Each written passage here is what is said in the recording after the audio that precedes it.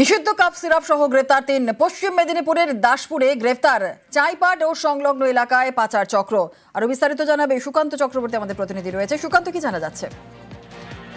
দেখো, দাসপুর থানা অনেকদিন ধরেই তারা নজরে রেখেছিল এবং গোপন সূত্রে খবর পেয়ে কালকে শুধু দাসপুর থানা নয়, ঘাটাল মহকুমা পুলিশ আধিকারিক সহ ঘাটাল দাসপুর 2 ব্লকের বিডিও সহ পুলিশ বাহিনীরা তারা কিন্তু একদম পুরো অভিযান চালায় এবং অভিযান চালিয়ে 3 গ্রেপ্তার করা হয়। তাদের কাছ থেকে প্রচুর পরিমাণে এই নিষিদ্ধ কাপ সিরাপ উদ্ধার করা হয়েছে।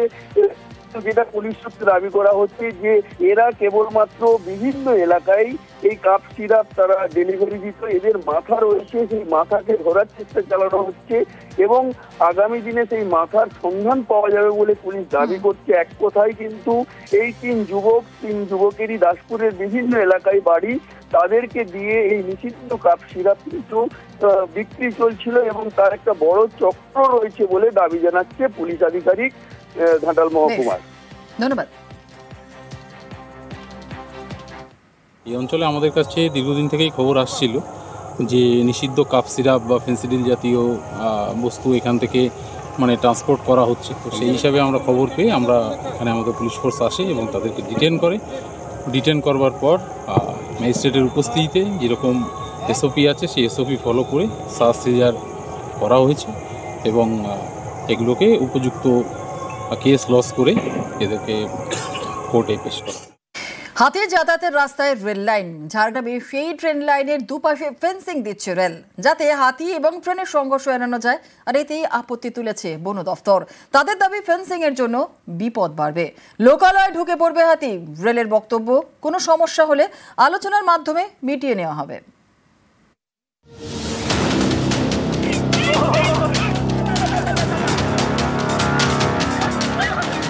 ঝাড়গ্রাম জেলায় বিস্তীর্ণ এলাকা জুড়ে বনাঞ্চল।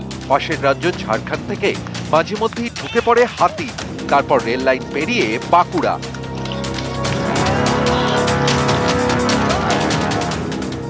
সম্প্রতি রেল লাইন পেরোনোর সময় ঝাড়গ্রামের ট্রেনের ধাক্কায় 3টি হাতির প্রাণ যায়। এই ধরনের ঘটনা রুখতে পদক্ষেপ করেছে দক্ষিণ পূর্ব রেল। ঝাড়গ্রামের রেল লাইনের দুপাশে ফেন্সিং দেওয়ার কাজ শুরু হয়েছে। এতেই আপত্তি তুলেছেন অনেকে। তাদের দাবি, হাতির যাতায়াতের ফেন্সিং থাকলে স্বাভাবিক চলাচলে বাধা তৈরি হবে, তখন বিপদ বাড়বে। হাতির দল ঢুকে পড়বে গ্রামে শহরে, তখন হাতি মানুষের সংঘাত বাড়বে। স্থানীয়দের অনেকের দাবি, রেল লাইনের পাশে অনেকের চাষের জমি। ফেন্সিং এর কারণে চাষ বন্ধ হয়ে গিয়েছে। জোড়া সমস্যায় জেরবার স্থানীয়রা। না, সমাধান হবে না, হতে বরং আরও বিপদ বাড়বে। যা জমি লোক চাষ করে খাচ্ছিল সেগুলোকেও বন্ধ করে দিচ্ছে। প্লাস হাতি তো গ্রামের দিকেই ঢুকবে, গ্রামের দিকে এসে মৃত্যুর সংখ্যা আরও বাড়বে। এতে তো আটকে গেল, যে জায়গায় জমিনের দিকে খেতে যেত, ধান জমিন ঢুকে করে ধান খেত, সেগুলো তো গ্রামের দিকে উৎপাত করবে। তো গ্রামের দিকে এসে তো গ্রামের মানুষ ক্ষতি করবে।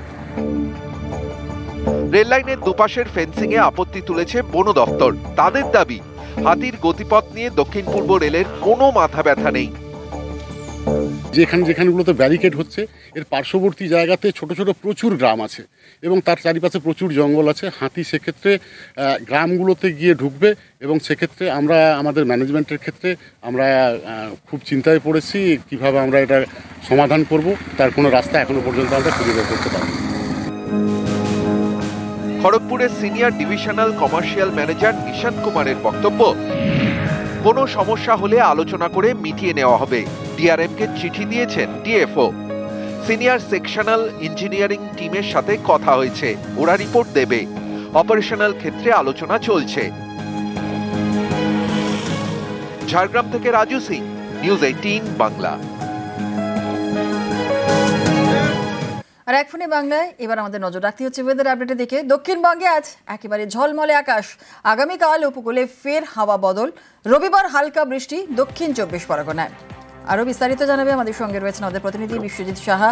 বিশ্বজিৎ, দক্ষিণবঙ্গে ঝলমলে আকাশ, উইকেন্ডে কেমন ওয়েদার থাকছে, কি বলছে হাওয়া অফিস?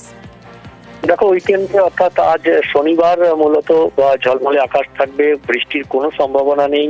আগামীকাল রবিবার একটু আবহাওয়ার পরিবর্তন হতে পারে। শুধুমাত্র উপকূলের জেলা অর্থাৎ দক্ষিণ 24 পরগনা এবং কিছুটা পূর্ব মেদিনীপুরের কিছু অংশ, এই উপকূলের জেলাতে হালকা বৃষ্টির একটা সম্ভাবনা থাকবে এবং অন্যান্য উপকূল সংলগ্ন জেলাতেও একটা আংশিক মেঘলা আকাশের সম্ভাবনা থাকবে। অর্থাৎ রবিবারের পর অর্থাৎ সোমবার থেকে আবহাওয়ার একটা বদল আসতে পারে, কারণ আমরা জানি যে একটা নিম্নচাপ তৈরি হয়েছে বঙ্গোপসাগরে এবং এই নিম্নচাপ ঘূর্ণিঝড়ে পরিণত হবে এবং তার ফলেই যে আবহাওয়ার পরিবর্তন সোমবারের পর সেই আবহাওয়ার পরিবর্তন হবে এবং মঙ্গলবার থেকে বৃহস্পতিবার পর্যন্ত বিক্ষিপ্তভাবে বৃষ্টি দক্ষিণবঙ্গের অনেক জেলাতেই হবে এবং তার সঙ্গে সঙ্গে ভারী বৃষ্টিরও সম্ভাবনা থাকছে মঙ্গলবার থেকে বৃহস্পতিবারের মধ্যে।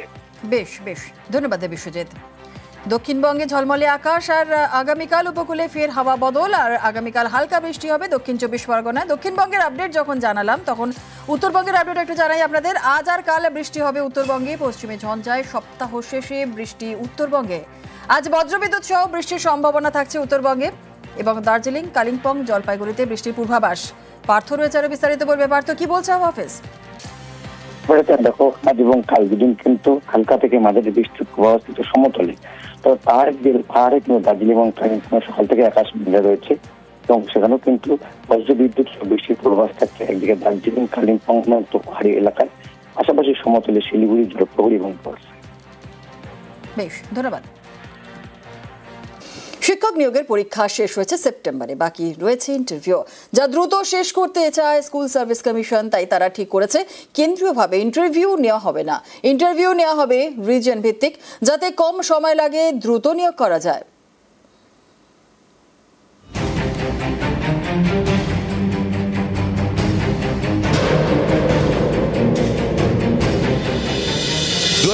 সালের এসএসসির প্যানেল গত এপ্রিলে গোটা প্যানেলটাই বাতিল করে সুপ্রিম কোর্ট।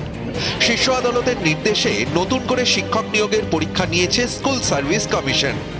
9, 10 এবং 11, 12 এই নিয়োগ প্রক্রিয়া তারা দ্রুত শেষ করতে চায়। তাই কমিশন ঠিক করেছে পরীক্ষায় যারা পাশ করেছেন তাদের ইন্টারভিউ এবার কেন্দ্রীয়ভাবে নেওয়া হবে না। ইন্টারভিউ হবে রিজিয়ন ভিত্তিক। স্কুল সার্ভিস কমিশনের 5টি রিজিয়ন রয়েছে, প্রতিটি রিজিয়নে ইন্টারভিউ নেওয়া হবে যাতে কম সময় লাগে, দ্রুত নিয়োগ করা যায়। আগামী মাসের শুরুতেই পরীক্ষার উত্তরপত্র ওয়েবসাইটে আপলোড করবে এসএসসি। জানা গিয়েছে প্রথমে 11, 12 শিক্ষক নিয়োগের ইন্টারভিউ হবে। এই ইন্টারভিউ প্রক্রিয়া 15 দিনের মধ্যে শেষ করতে চায় এসএসসি। এরপরে শুরু হবে 9, 10 শিক্ষক নিয়োগের ইন্টারভিউ। সব ইন্টারভিউই হবে রিজিয়ন ভিত্তিক। গত 3রা এপ্রিল এসএসসির পুরো প্যানেল বাতিল করে দেয় সুপ্রিম কোর্ট। চাকরি চায় প্রায় 26,000 শিক্ষক অশিক্ষক কর্মীর। তাদের মধ্যে কে যোগ্য, কে বেআইনিভাবে চাকরি পেয়েছেন, এ নিয়ে নানা প্রশ্ন ওঠে। এরই মধ্যে শীর্ষ আদালতের নির্দেশে নতুন করে নিয়োগ বিজ্ঞপ্তি জারি করে এসএসসি। গত 7 এবং 14 নভেম্বর শিক্ষক নিয়োগের পরীক্ষা হয়, বাকি রয়েছে ইন্টারভিউ। এবছরের ডিসেম্বরের মধ্যে নিয়োগ প্রক্রিয়া শেষ করতে চায় স্কুল সার্ভিস কমিশন, যাতে দ্রুত শিক্ষক নিয়োগ করা যায়। সোমরাজ বন্দ্যোপাধ্যায়, নিউজ 18 বাংলা।